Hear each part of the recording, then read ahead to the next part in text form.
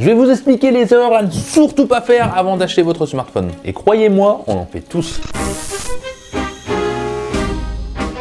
Faut être clair, hein. Aujourd'hui, trouver un smartphone, c'est le parcours de combattant, et faire le bon choix, bah, ça devient primordial. C'est pour ça que je trouve important de vous faire cette vidéo, pour vous aider à choisir le bon téléphone, celui qui vous correspond, et surtout les erreurs à ne pas faire, non. Et dites-moi en commentaire si vous avez des erreurs, si j'en ai oublié. Voilà, on est là pour communiquer, partager, c'est un peu le but. Première chose à ne pas faire, c'est faire confiance à un youtubeur, un influenceur. Et oui, ne faites pas confiance à un seul youtubeur. Je vous conseille de regarder plusieurs vidéos si un smartphone vous plaît. Important, on voit pas tous les mêmes défauts, et on n'est pas tous forcément très honnêtes. Si vous voulez en savoir plus, je vous invite à aller voir cette vidéo que j'ai mis au-dessus qui dénonce un petit peu les youtubeurs, donc moi. Dans le même élan, ne pas faire confiance à un vendeur, du moins à un seul vendeur. Quand vous allez à Darty, boulanger, etc., c'est pas que le vendeur est malhonnête, ça veut dire que le vendeur a peut-être des préférences, selon les contrats qu'il peut y avoir avec la marque aussi, ou selon son utilisation, mais ça veut pas dire forcément que ce smartphone sera fait pour vous. Donc, plusieurs vendeurs, c'est toujours mieux qu'un seul, ça ne suffira pas. J'ai d'ailleurs fait une vidéo là-dessus qui piège aussi les vendeurs. Donc n'hésitez pas à les regarder, ça peut être intéressant. Autre point méga important, bon ça paraît logique pour tout le monde, mais c'est ne pas prendre en compte ses besoins réels pour un smartphone.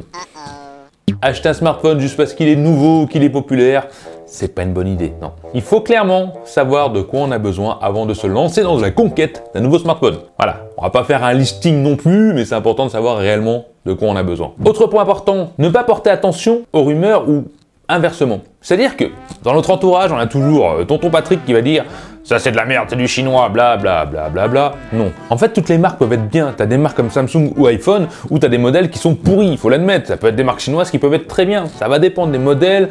Voilà. Il n'y a pas de marque infaillible, il n'y a pas de marque qui ne tombe pas en panne.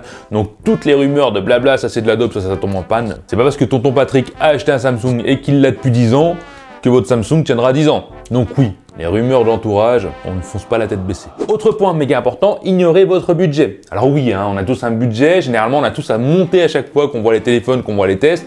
On est passé de 200, monte à 400, monte à 600, on se retrouve avec un téléphone à 800 € qui correspond certes à nos besoins, mais qui en fait beaucoup plus et on n'en avait pas forcément besoin.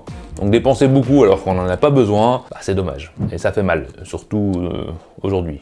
Ensuite, ne négligez pas l'autonomie de votre smartphone. Attention, c'est méga important d'avoir une bonne autonomie. Il faut savoir qu'avec le temps, le smartphone va perdre en autonomie. C'est normal, la batterie va s'user. Et si vous voulez un smartphone qui tient dans le temps, une bonne autonomie veut dire que l'autonomie sera peut-être un peu moins bonne dans 2 ans, mais elle sera toujours excellente. En tout cas, bien meilleure que certains smartphones qui ont une autonomie pourrie.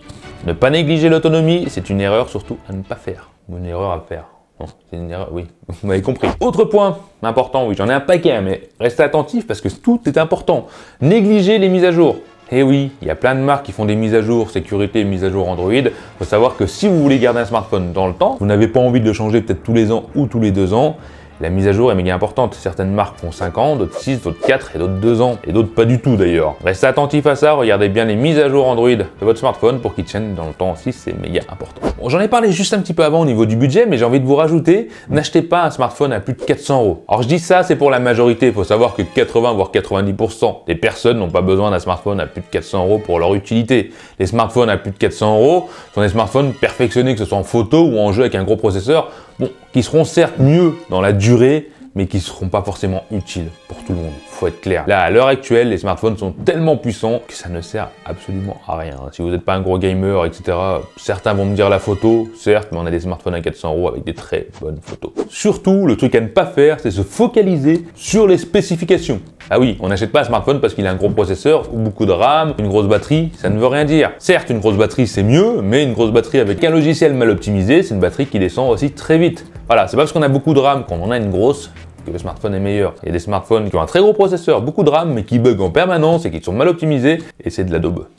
Je vous ai dit tout à l'heure aussi qu'il ne fallait pas faire confiance à un influenceur non plus, qu'il fallait en avoir plusieurs. Et c'est là où je viens aussi à le truc à ne pas faire, c'est ne pas faire attention aux avis de plusieurs utilisateurs.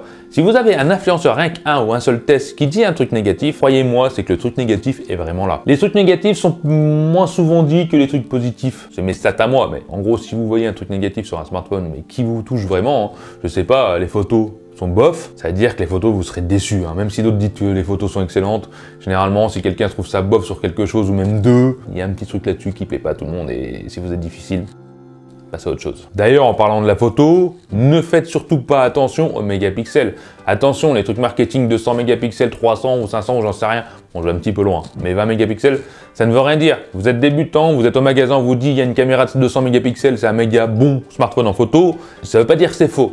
Ça veut dire que ça veut rien dire. Vous avez des smartphones à 20 mégapixels qui prennent des photos excellentes, bien mieux que des 200 mégapixels. C'est quelque chose à prendre en compte, ne faites pas attention à ça. Essayez vous-même en magasin la photo et voyez ce que ça rend si ça vous plaît. Autre chose à ne pas faire, c'est délaisser l'ergonomie et le design. Alors même dans l'autre sens, c'est-à-dire acheter un smartphone pour le design, c'est une mauvaise idée.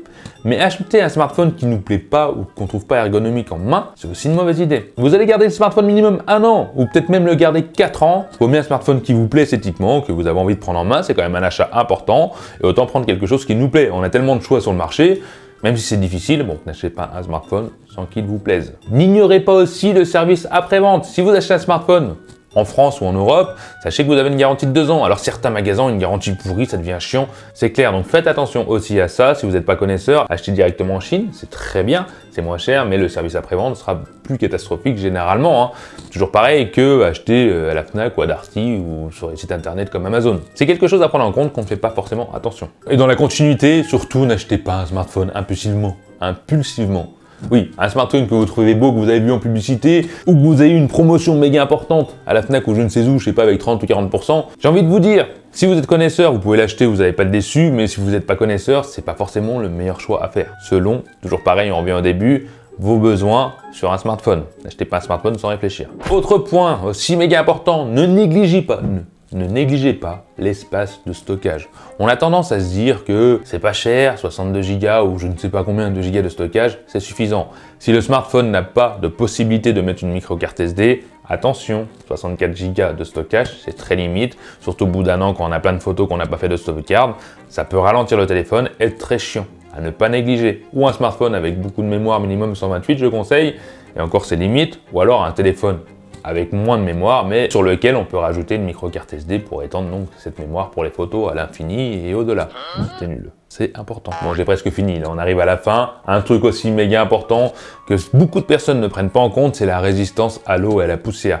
De nos jours, beaucoup de smartphones sortent avec une résistance IP68, etc. qui sont résistants à l'eau. Ça ne veut pas dire qu'on peut aller dans la piscine avec ou se baigner, ça veut dire que si un jour il tombe aux chiottes ou dans l'évier, on pourra le ressortir de l'eau sans qu'il soit cassé. Bien sûr, dans un téléphone entrée de gamme, ça n'existe pas, un téléphone à 200 €. Si vous achetez un téléphone à 400 € que vous voulez garder longtemps, il existe des téléphones étanches à ce prix-là. Est-ce un besoin réel? Moi, je pense que ça devient presque indispensable. Et tout ça pour nous ramener aux assurances. Attention, n'achetez pas forcément une assurance pour votre smartphone. L'assurance n'est pas obligatoire, l'assurance coûte cher. Ils ont beau vous vendre du rêve que le smartphone au bout d'un an, vous le cassez, ils vous donnent un smartphone neuf. C'est pas si simple. Je dis pas que toutes les assurances sont pareilles, je dis juste attention, c'est souvent pas rentable. À vous de voir. Mais attention. Et on en vient aussi aux abonnements. Ce n'est pas forcément une bonne idée de prendre un smartphone avec un abonnement, tu sais, les smartphones à 1 € avec l'abonnement à 30 € et puis une location, je ne sais quoi. Bon, il y a une tonne d'abonnements. D'ailleurs, j'ai fait une vidéo là-dessus qui parle des abonnements. Est-ce rentable ou pas? Est-ce avantageux? Je vous invite à aller la voir. Je dis attention aux abonnements. Je dis pas que Bouygues, SFR, etc. c'est de l'arnaque. Je dis juste, faut bien réfléchir avant de prendre un smartphone avec un abonnement. C'est souvent beaucoup moins rentable que d'acheter un smartphone seul. Voilà. J'en ai dit pas mal, j'en ai dit un paquet. Je pense que ça a été barbant pour vous, mais je crois que c'était méga important aussi de vous le dire. Les personnes qui cherchent un smartphone, qui sont pas forcément connaisseurs, cette vidéo va vous aider. Essayez de prendre en compte ne serait-ce que 70% de ce que je vous ai dit et ça vous aidera grandement pour ne pas faire d'erreur quand vous allez acheter un smartphone. De nos jours, un smartphone, c'est compliqué à acheter et n'hésitez pas à poser des questions dans les commentaires. Si je peux pas vous répondre, d'autres vous répondront, c'est le cas. Et puis de vous abonner si vous avez aimé, si ça vous a servi, abonnez-vous. C'est pour une façon de dire merci. En tout cas, les Tukimontiens, moi je vous remercie d'avoir regardé la vidéo jusqu'à là et je vous dis à la prochaine vidéo qui arrive bientôt. Allez, bye.